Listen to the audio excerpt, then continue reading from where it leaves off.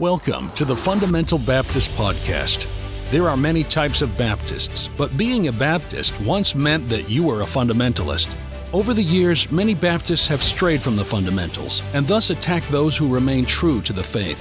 This podcast will address the issues surrounding what it means to be a fundamental Baptist. Somebody said, Brother House, fundamentalists are changing, aren't they? No, fundamentalists don't change. Folks quit being fundamentalists. God says when the troubles come, He said, fight. You can't fight. He said, withstand. You can't withstand. He said, stand. What does it mean to stand? He said, don't change. What? Don't change what? Number one, don't change what you believe. Here we will reason concerning the Scriptures about the doctrines we hold dear. We believe in souls being saved, lives being changed, and Bible doctrines being strengthened by the Word of God. We believe in the local church, soul winning, missions, and everything taught in the King James Bible. I thank God tonight for this wonderful Bible. You know, I thank God it's a perfect book, and I love the Bible.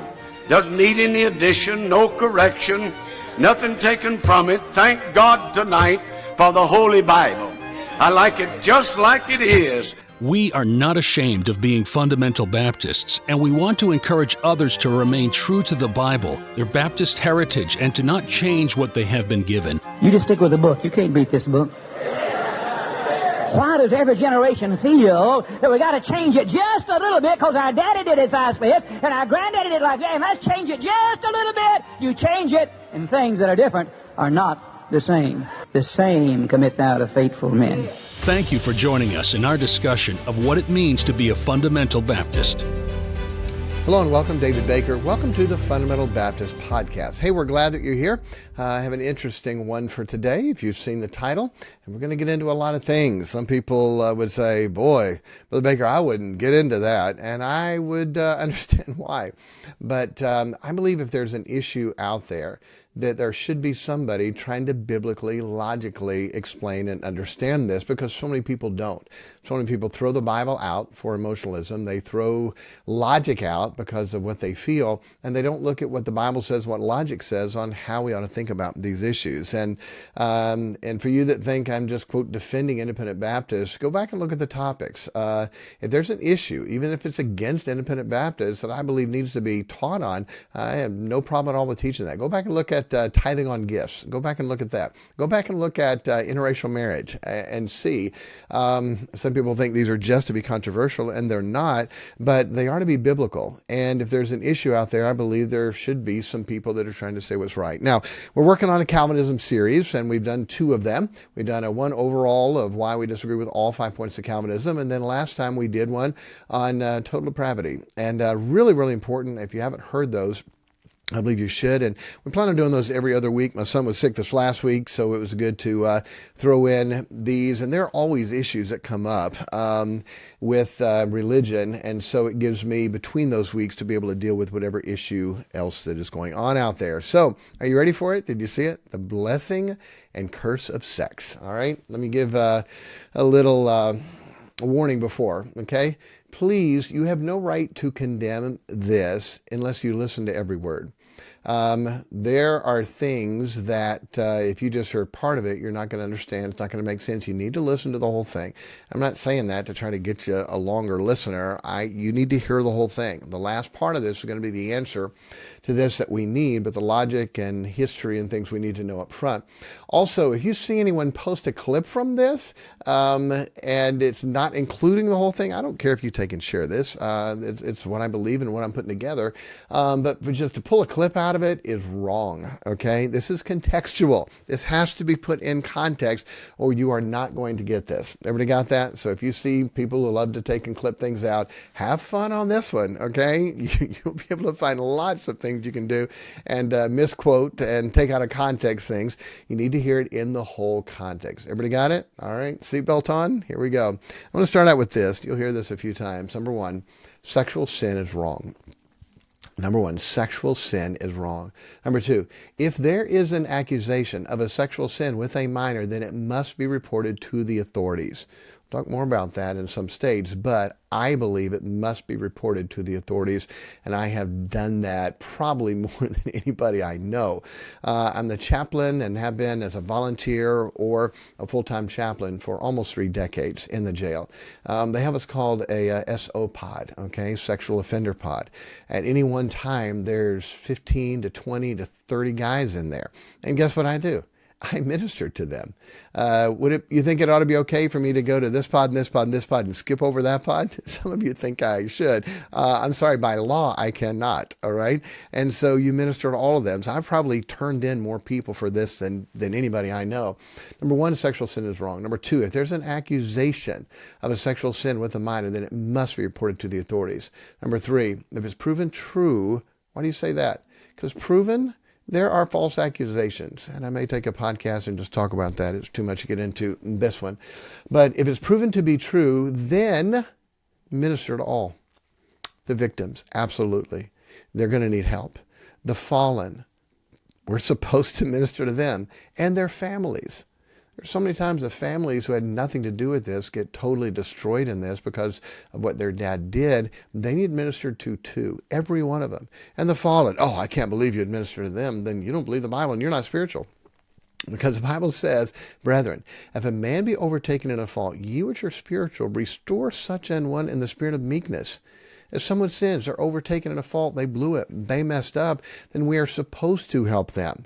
And let me just make you mad up front. One of the reasons why I believe there is residual or repeat offenders is because nobody restored them. Nobody helped them. Nobody helped that person get right. Psychologists say, oh, they can't get right. If that's true, then God would just take them out. They can. Any person whose breath is alive and their heart's still beating, God's not done with that. And so, number 1, sexual sin is wrong. Number 2, if there's an accusation of sexual sin with a minor, it must be reported to the authorities. Number 3, it's proven to be true, then minister to all, the victims, the fallen, and their families. Okay?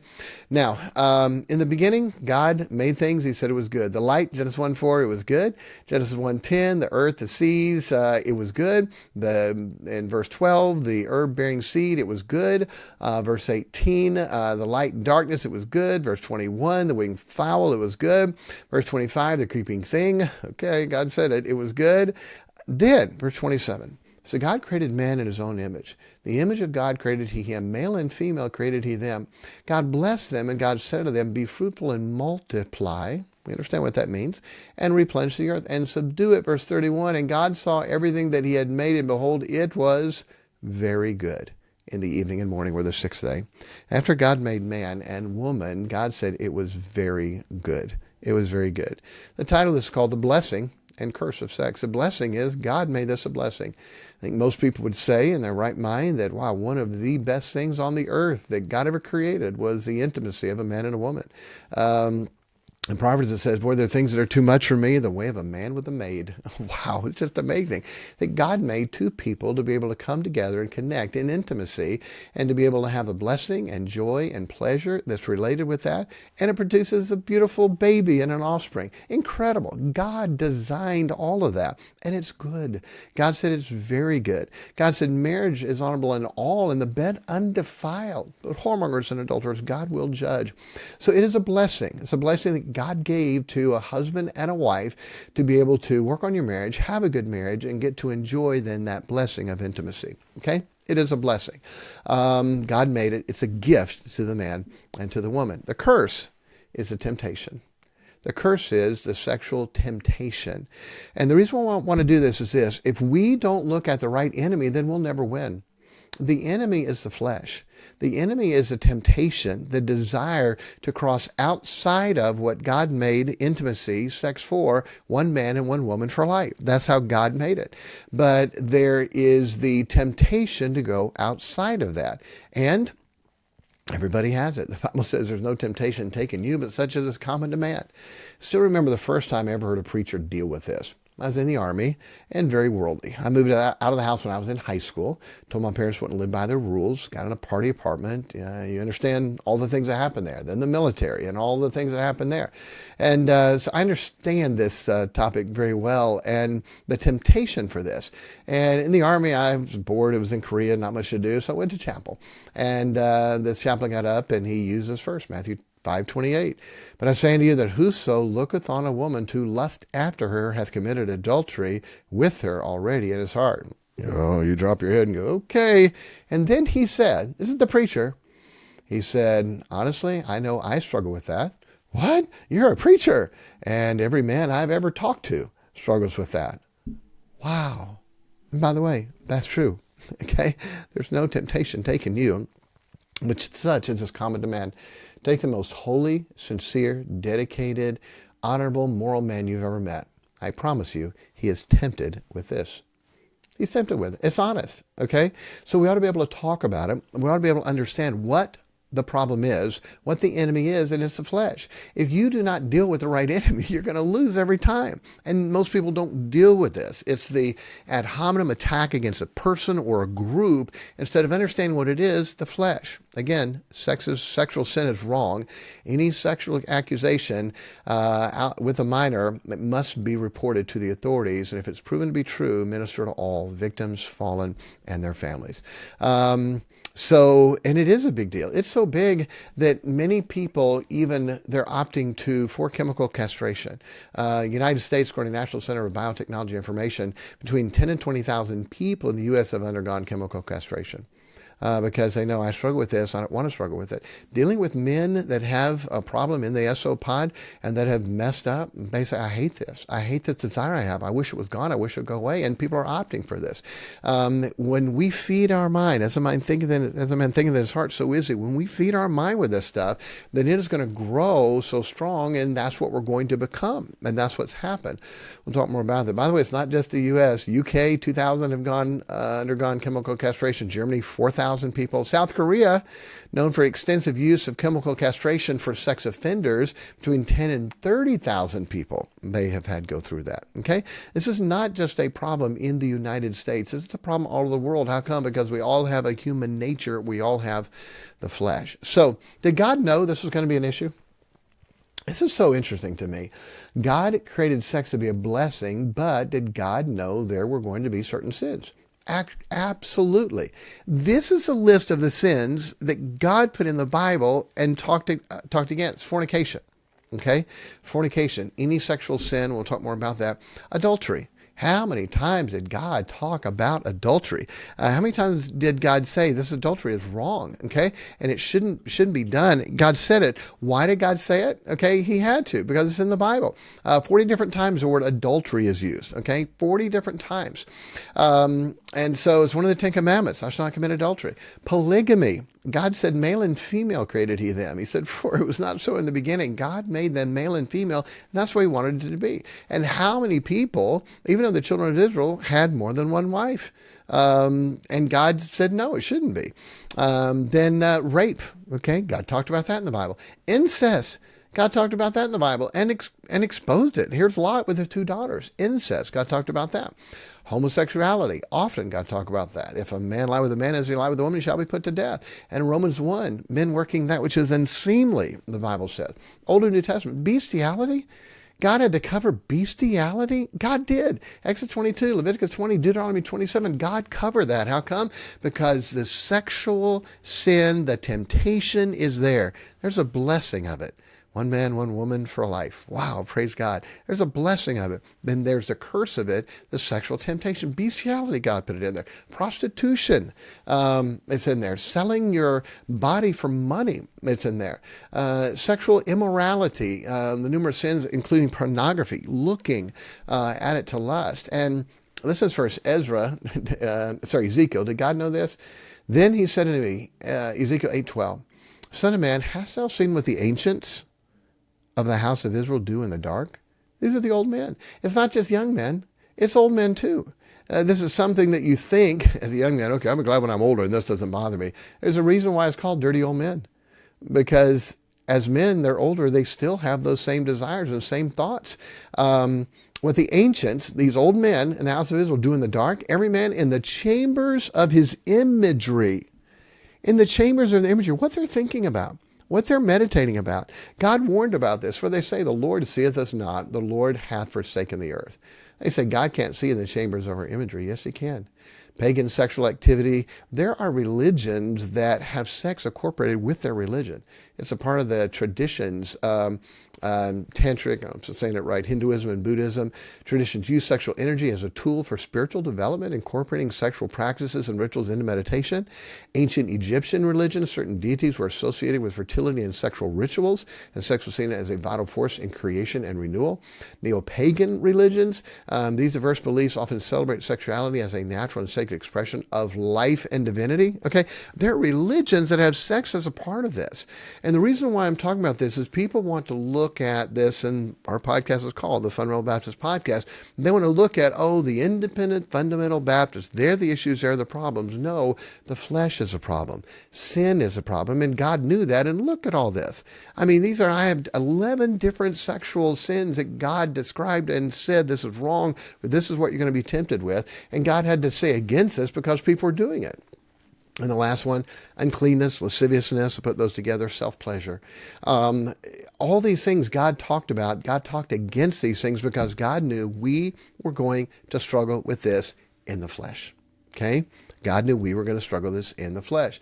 And so if anyone truly, sincerely, honestly reads this, they would have to say, you know what? Somewhere in there I've fallen. Well, I just think about it. I haven't done anything. The thought of foolishness is sin, the Bible says. God says if you look upon a woman to lust after, you committed adultery with her already in your heart. That's what God says. Well, that's not as bad. We can judge the severity of sin, but it's sin. Okay? It's sin. And every person, human person on the face of the earth has sinned and struggled with this. It's amazing. In the perfect Garden of Eden, God put what? A temptation. God put a temptation in the middle of the Garden of Eden, the tree of the knowledge of good and evil. God said, don't eat it. Even in a perfect will of God, there has to be a temptation to sin, or yet we're robots and we have no free will. God gave us a free will, and God gave us this desire for intimacy. And by the way, for guys, many times you wake up with that desire. You go to bed with that desire. You all throughout the day, there talks about how often a man thinks about sex, and whether the numbers are right, it's still a lot. One time I was getting ready to preach a sermon on this and to control your eyes and watch out. I said, okay, I got to go into Walmart. I got to get one thing, and I know where it's at. So I'm going into Walmart, I'm going to buy one thing and then walk out. I counted how many times I had to turn or look away because of a sexual temptation. 25 times. Oh, well, you're just a pervert. Say whatever you want. It's a human nature. It's flesh. 25 times. The way a woman was dressed, too tight, too low. The yoga pants, they're just so comfortable. It feels like I'm wearing nothing. And it looks like you're wearing nothing. Okay, anyways, I digress. But walking by the bra section, and they have the little tag labels of a woman showing off the bra. Walking out of the front years ago, and all the magazines were there, and all the temptation there. 25 times I had to look up, look down, look left, look right, because there was a sexual temptation wanting me to look. That's Walmart going in one time. By the way, many women don't understand this. Many women think, oh man, they're just brutes, they're just beasts, they're just animals, all they want is sex. No, but God did make, especially one of the two of the human race, to have this desire, so there would be procreation, and that there would be more children, and God did that. And so the blessing of it, man and woman for life. My wife and I have been married for 33.5 years. And I told you I grew up, it was a mess. My wife didn't. Strong Christian school, independent fundamental Baptist, dating right. I'm the only guy she'd ever kissed. And pure on our wedding night. And we've kept that. We've said in the beginning of our marriage, if either of us messed up, we would tell the other, and we would resign from ministry, and we'd work on our marriage and work all we could to restore that. Praise God, we never had to. But it's been open, and we work hard to have a good marriage. We'll talk about that. But the temptation, it's a blessing, man and woman, for life together. Beautiful. My mom and dad have been married for 80, my dad's 86, my mom's 83. And they don't listen to podcasts, so hopefully I won't get in trouble for saying this. But I was getting ready to get married, and I was talking to my mom about getting married. And my mom and dad, they met at a Baptist church. Their first date was to a Baptist church. They got married in a Baptist church. They've only been with each other. My mom and dad have never drank or smoked or cussed. Okay, mom's always been a Sunday school teacher, 50-year beginner department. Dad's always been a deacon, chairman of the deacons, and great moral people. And so I'm talking to my mom, and in my mind, you get old, that just stops. And of course, my parents were old. And my mom, in her sheepy, shy grin, she goes, "Son, it just keeps getting better." Like, what? What are you talking about? You're too old for that. And through the years and talking to my dad, it's amazing how God made that still to be a blessing. The intimacy is a blessing. But it's also a curse because there's a temptation outside. My dad was on business trips, and a knock at the door, and looked who it was, and the woman at the door said, "Are you lonely tonight? Can I give you some company?" I said, "Absolutely not." Close back the door. Temptation. Business trip, who's going to know? You're lonely, you're by yourself. A woman comes to give you companionship. The temptation is there. I've been sitting in my office. First office had a glass door, and anyone could see anyone was there. The second office was bigger, and a secretary, older, mature woman. There was a two office thing together, and the door connecting, and the door was always open, and anyone could walk in anytime. And a lady came in for counseling. And with women, I would counsel them one time, find out what the situation was, help them how I could, and then direct them to a lady. I don't do long-term, ongoing counseling with women. We'll talk about that too. But so she said, "Well, I need to ask you something." "Okay, what is it?" "Well, I don't know how to say it." "Just say it." "Well, I feel weird saying it."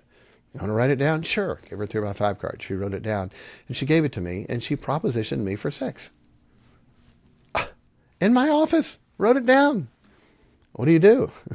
I stood up, I yelled at her, "Get out of my office. Miss Williams, come in here, take this woman out, never let her get an appointment. Here's what she did. Here's a card." I immediately called my wife. Told her what happened. Woman never came back. Temptation. If I wanted to, what could I have done? Okay, where can we go? Okay, let's do this. Temptation, okay? It's out there. So to resist the temptation, it's there. We must make sure we have the right guilt of the flesh and the sin nature instead of trying to have a wrong enemy. Then you're never going to win, okay? So it's been said, independent fundamental Baptists, that's just creating, that's the one problem with this. I'm going to go through and show you it's not, okay? Are independent Baptists humans? Yes. Do they sin? Yes. Are there people that have sinned in that? Yes. Remember, sexual sin is wrong. Any sexual sin that's done, even an accusation with a minor, has to be reported to the authorities. And then after that, you heal, recover, minister to all, okay? So they say there's about 30,000 independent Baptist churches. I looked at one new independent Baptist database, and they had 10,000. Growing all the time. And so many are not, they're independent, so they're not in any group. They're not going to come up on any group. It's referenced about 30,000 independent Baptist churches. And has there been people that sinned and gone to jail? Absolutely, because they're human nature. Southern Baptist, 47,000 Southern Baptist churches. This was gigantic just a year or so ago. List of sex abusers prepared by the staff member contains 703 alleged abusers. 703 Southern Baptist. 409 believed to be Southern Baptist affiliated at some point, according to the report. If you remember, that came out gigantic, okay? Southern Baptist. It is not just independent Baptists that have struggled with this. It's called human nature. It's called flesh. Catholic, has there been a problem there? It's amazing how big this is and how little coverage it gets. It gets mentioned every once in a while, just as a short article, but I haven't seen the documentary about this. Archdiocese of Boston, sexual scandal in the 80s, 500 priests were accused of abusing children. Abusing children. These are not teenage girls that are many times more women. These were children, these altar boys and things that were done. Abusing children, in the Archdiocese paid over $85 million in settlements. Any sexual sin with a minor is wrong and bad and horrible, but when it's a prepubescent, when it is some child who doesn't even understand anything about this, what a mess that is. 85 million settlements, 500 priests. Los Angeles, California, 2007, 400 priests have been accused of abusing children, 508 victims. This is in one diocese. One diocese, Archdiocese of LA, $660 million in settlements to the victims. $660 million. Crazy. Philadelphia, Pennsylvania, 300 priests accused of abusing children. Archdiocese paid $130 million to settle that. $130 million. Archdiocese of Louisville, over 100 priests have been accused, $25 million paid out.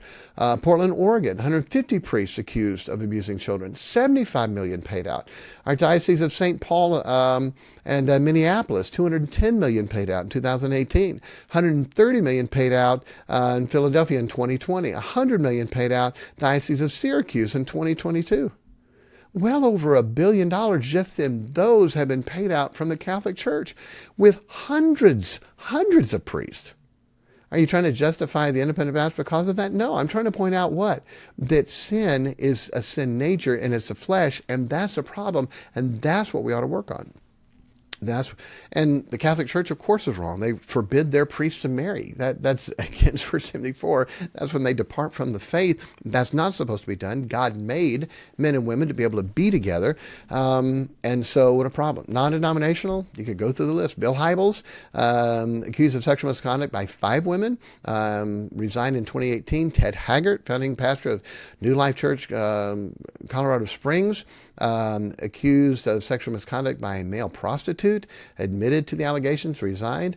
Peter Ennis, Mars Hill Church, Seattle, Washington, one of the largest churches, sexual misconduct by multiple women. And it could go on and on. Jerry Falwell Jr., his wife, the pool boy, it could go on and on and on with the non-denominational. Guess what? It's sin. It's sin nature. It's the flesh. To put this and try to say this is an independent fundamental Baptist problem is to totally ignore the true problem. Again, sexual sin is wrong. Any accusation of the minor needs to be turned in, and then you help everybody minister to all of them involved. So many people want hands off. It's a sexual sin. We're to minister to them. United Methodist Church. My dad grew up in a United Methodist Church. And Russell Holstrung, convicted 4 counts of injury to a child, sentenced to 10 years in prison. Peter Isley, United Methodist pastor in Ohio, sexually abusing multiple women over a period of decades, sentenced to 2 years in prison. Donald Burdick, United Methodist pastor in New York, sexually abused multiple boys, period of several years, convicted 51 counts, 25 years in prison. And the article said, this is just a few examples of the many sexual abuse scandals plagued the United Methodist. United Methodists, they would never do that. It's called sin. It's called flesh. It's called the sin nature that has a desire for that. The lust of the flesh, the lust of the eyes. And the pride of life, we have that. Presbyterian, it would never go on there. Amazing. Sexual report of misconduct, acknowledging the 93, the prevalent abuse within the denomination, calling for stronger prevention. 93.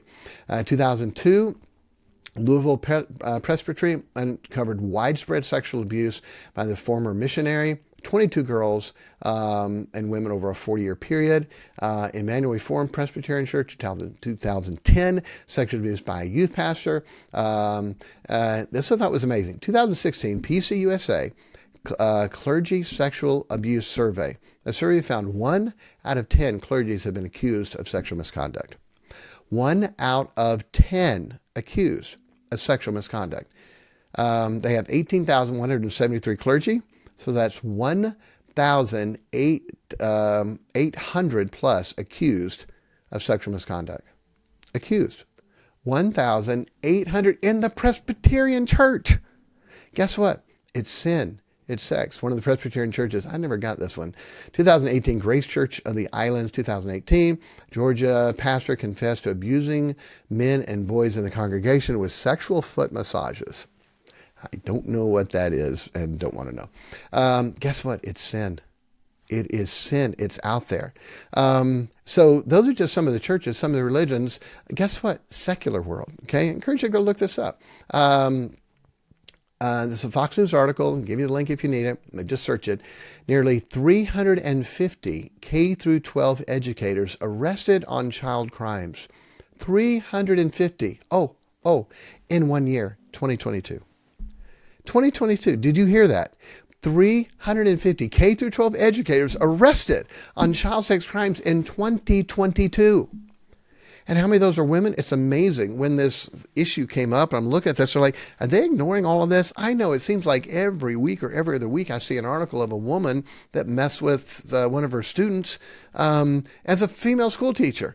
Look that up. Here's just one article. Female teachers arrested for sexual misconduct with children. 6 females in 2 days. All over. 6 female teachers in 2 days were arrested for sexual misconduct with children.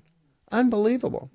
Just read one of a woman that was a true predator. She was 22. She was acting like she was a homeschool 14-year-old girl, texting boys, sending pictures, and meeting up with them and having sex with them. A 22-year-old woman portraying to be a 14-year-old homeschool girl. Guess what it is? It's sin. It's the flesh. It's sex. And if you want to say, oh, it's just independent fundamental Baptist, you have your head in the sand and you're not going to know what the real issue is and you're not going to be able to fix it. And guess what? Guess who could be next? Okay. It's amazing. The devil looks and says, okay, who's winning souls? Who's really truly helping people? How many souls are saved in the Presbyterian Church? In the Methodist Church? How many are saved in these other churches?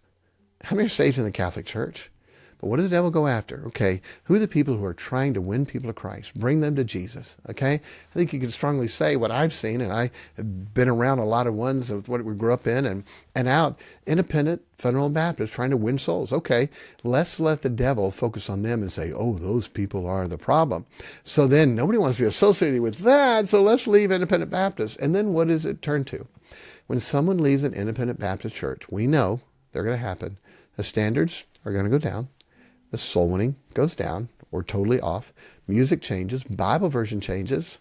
Watch it. It happens. Think of someone. If you're independent Baptist, think of someone that you know that left independent Baptist for whatever reason.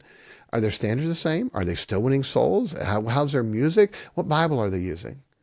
Okay, Satan knows that. If I can just attack independent fundamental Baptists and get people to think those people are the ones that are horrible, then we can get them out of that. Okay? And I don't know... There's some other topics and issues that I want to deal with, and probably will next time on that. This is a series of things that I need to talk with. If you have questions, I'll be glad to try to do my part to answer that. So the important part of this is what to do, is to stay sexually pure. Stay sexually pure. I told you how I grew up. I told you what I was with. My mind was a mess. Military, the world, the drinking, partying, all that stuff brings all the sexual sins. And my mind was a mess. And I'm just telling you honestly, and I'm not proud of this, but I'm just trying to be real. I went to Bible college and said, I'm not going to date anybody. I'm not going to look at a girl, and I'm not going to talk to a girl. How come? Because my mind was a mess. We were taught women are for flesh, women are for pleasure, women are for sex, and that's all you do. If you were a man and you came out of the world, that's what the world was about. You did your job, you made some money, and then you went to get drunk, high, or laid. That was it. The buzz, the tingle, the pleasure, that's what guys in the world live for. And it was. And then the pornography and all the junk you put up here and said, God, I have got to have you clean my mind up. And, we learned then how to take a good girl and make her not a good girl. And guys would do that. They would pick a girl out in high school. Okay, that's a good girl. Let's see how long I can make her not a good girl. I'm sorry, that's the flesh. That's the world. That's what happens. And it was horrible and it was wrong. So now surrender to God, surrender to preach, trying to get rid of all that stuff. And I'm not going to look at girls or talk to girls. And I just let God clean my mind up. And I wondered, could it happen? I heard Dr. House preach on how it could. And I spent time just in the Bible, in prayer, and serving God and preaching, blocking out all that other stuff. I didn't listen to anything. I didn't watch anything. I just focused on God, serving God in the Bible. It's amazing. After a few months, it's like, wow, my mind's clean. I don't look at women that way. By the way, my first real job was a lifeguard. Okay. I was swim team, race, one state, lifeguard.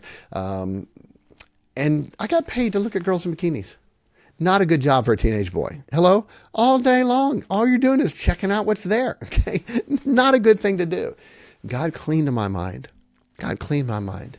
And after 6 months, I felt like, God, I think I'm ready to date, but you show me the one. And I walked down a hallway and I saw a young lady. I smiled and she smiled. And on the inside, I felt like God said, that's her. That's the one. And we dated the right way. I told her everything about my past. She understood it. And we've been married for 33 and a half years and it's been wonderful. We have 11 children and it's been wonderful. And it's still wonderful. And it's supposed to be that way. God made it. It's a blessing. But there's a curse of temptation. So how to stay sexually pure? Number one, flee fornication. Flee, run from it. You see a hint of it, a temptation for it, run. That woman propositioned in my office, run. You play those scenarios out in your mind where you do not entertain it. When you let your mind be entertained, sin, when it's finished, bringing forth death, that sin, we're drawn away, lust, tempted, and we put it in there. We just think about it. We're not going to do it. We just think about it. Watch out. Flee it. Run from it, okay? Number 2, keep your mind pure. Keep your mind pure. The Bible says, let thine eyes look right on. What are you supposed to look at? You look at their eyes. When you talk to people, you look at their eyes. You don't do the scan, okay? I tell our girls, you're interested in a guy? Watch him. Watch his eyes. Watch his eyes when a girl walks by that's not dressed appropriately. See what he does. I was out saloning with a guy and had my little boy with me, and he had to go to the bathroom, so took him to the bathroom and came out. And the guy said to me, he goes, wow. I said, what? He goes, you're real. I said, what are you talking about? He said, you're real. I said, what are you talking about? He goes, I know that gas station, and I know the magazines that are right before you go into the bathroom. All of the sexual explicit magazines right there, and they're open where you can see. He said, I watched you when you went in. You on purpose did not even look. You even turned to the left a little bit to make sure you didn't see those when you took your son to the restroom. You have to. Because if not, you put that in your mind, you're going to be done, okay? Keep your mind pure. Why? How do you do that? Thine eyes. The eyes are the gate to the soul. If thine eye be evil, then it's going to be evil. Your whole body is.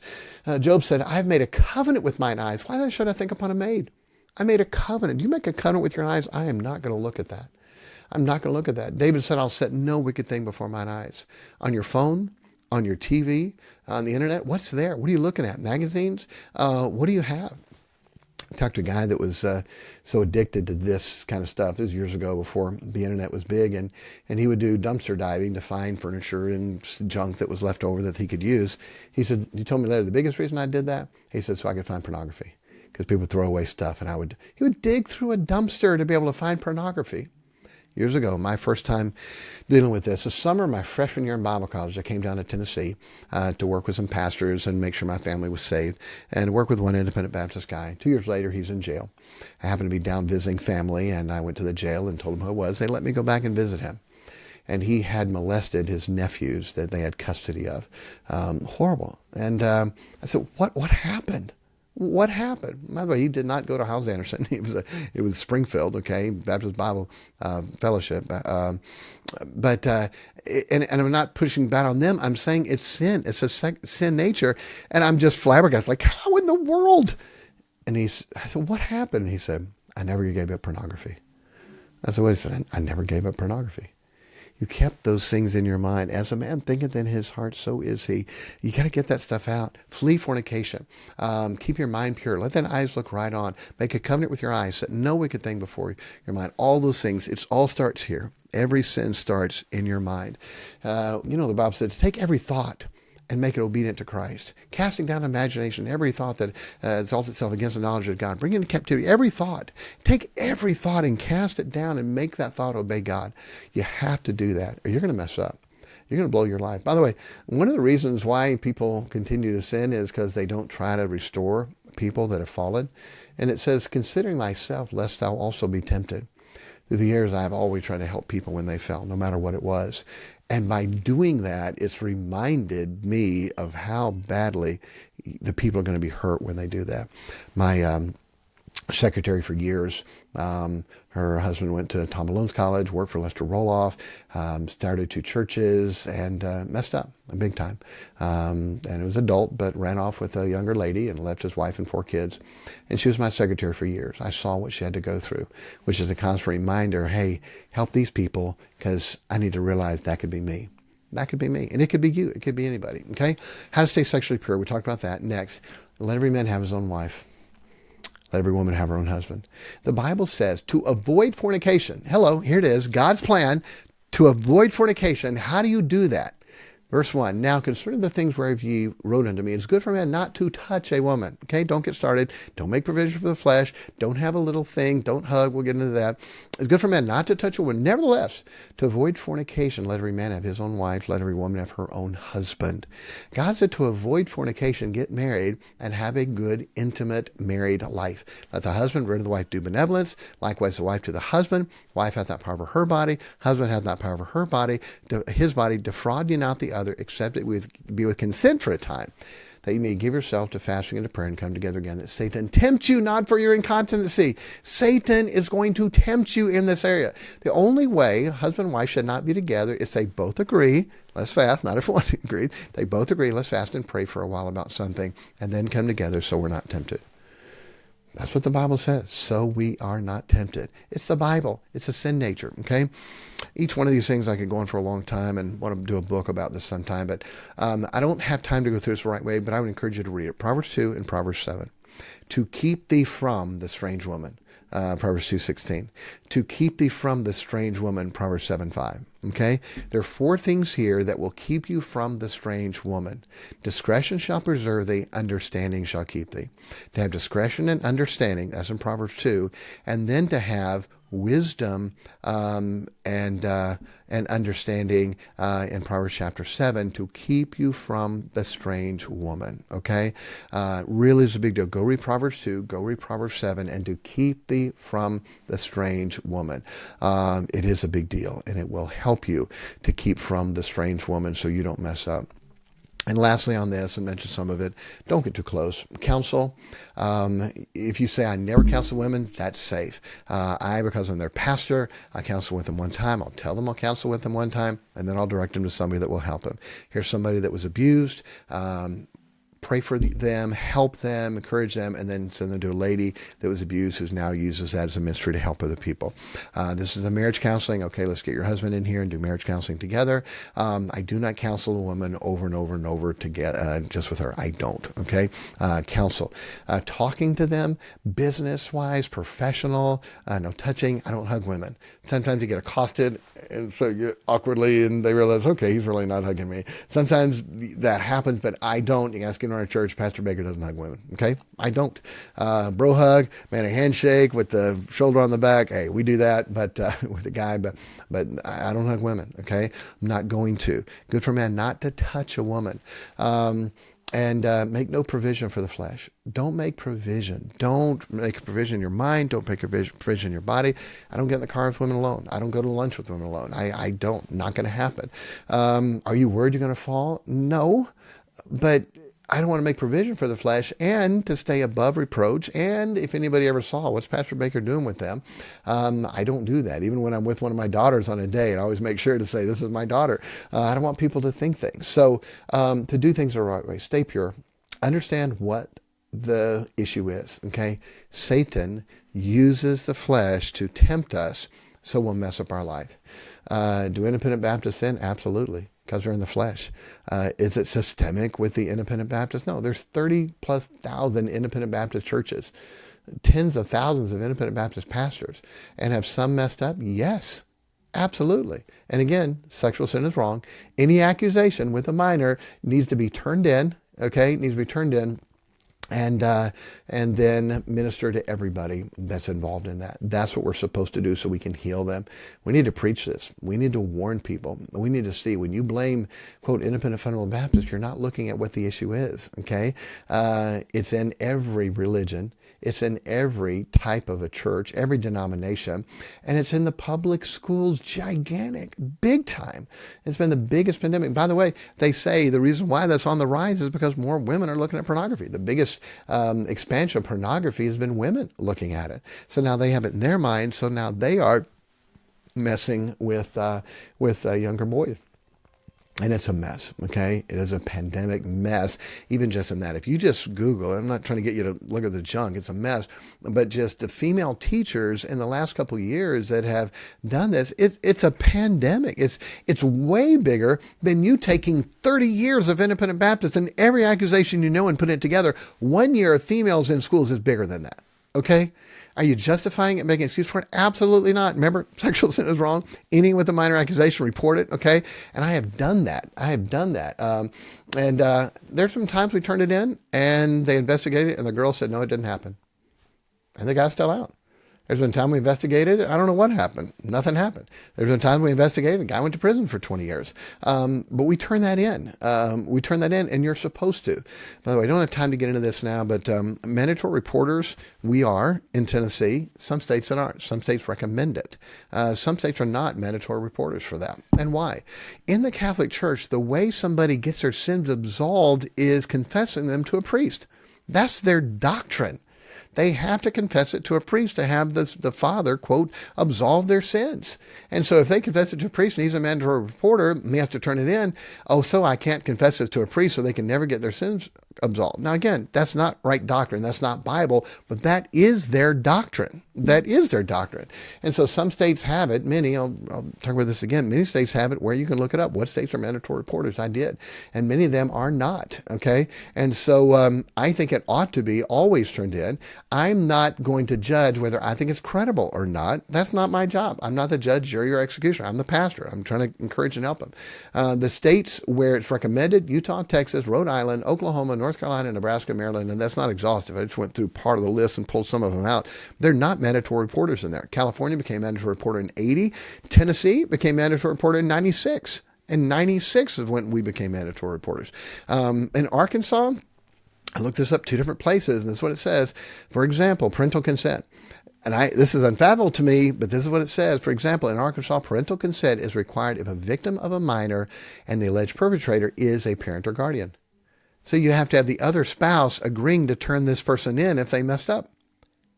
And that's the law in certain states. So, people want to condemn, all independent fundamental Baptists. There are some states that are not mandatory reporters. Some, they weren't mandatory reporter when those things happened. The law changed.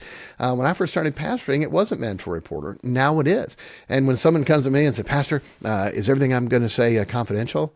I said, yes, unless it's illegal and I'm turning you in. I'm not going to jail for anybody. I'm a mandatory reporter. I'm not going to jail for you. And they go, no, it's not something like that. Okay. I preface that every time somebody asks me, is this confidential? I preface it with that. I'm not going to jail for you. Sorry, I'm just not. And so to understand that, what's the issue? What's the problem? Sin, the flesh, lust. And it starts right here in our mind. We need to keep it clean. Okay, do that. Make that happen. Hey, God bless you. We have more to come later on. And again, if you see this clips of this posted outside of this, realize they are taking things out of context. You look at the whole thing of this. Am I trying to justify it? Absolutely not. Am I trying to say it's okay? No. How many times did I say turn it in? And I have. I'm not trying to justify it at all. It's sin. But if you look and you think the problem is independent fundamental Baptists, then guess what you're going to ignore? The real problem, which is the sin nature and flesh that's in everybody, and considering thyself, lest thou also be tempted. We need to make sure we're fighting the real enemy, not a made-up enemy because you're hurt, because you're bitter, and because people didn't handle things right. And that happens. Of course it does. People don't handle things right. But make sure you look at what the issue is. It's amazing how many people will condemn somebody because they were abused, truly happened, and the pastor didn't, he didn't handle it right. And now they're in all kind of promiscuity. They're in fornication. They're living with people. They're committing more sexual sin now than the other person did before. And again, not trying to justify it. It's sin and it's wrong, but understand what the sin is, okay? That person that sinned, it's his sexual sin. And whatever the law says, I agree, that's what ought to be done. Now, what I think ought to be done, I think we ought to take them out and shoot them. Okay, that's my personal opinion, but that's not what the law says. So I am not the judge or the jury or the executioner. Okay, and so in my mind, well, I think this ought to happen. Well, I do too, but I'm not the judge or the jury or the executioner. My job as a pastor is to help them when they fall, to restore them. That's my job. So that's what I focus on. And if it's an accusation, then you turn it in. And we can talk more about that later. Send me your hate. Send me your questions. Send me your, hey, Pastor, thank you for being balanced on that. You're right. We need to focus on the flesh because that's what the sin is. All right. God bless. We'll talk to you next time.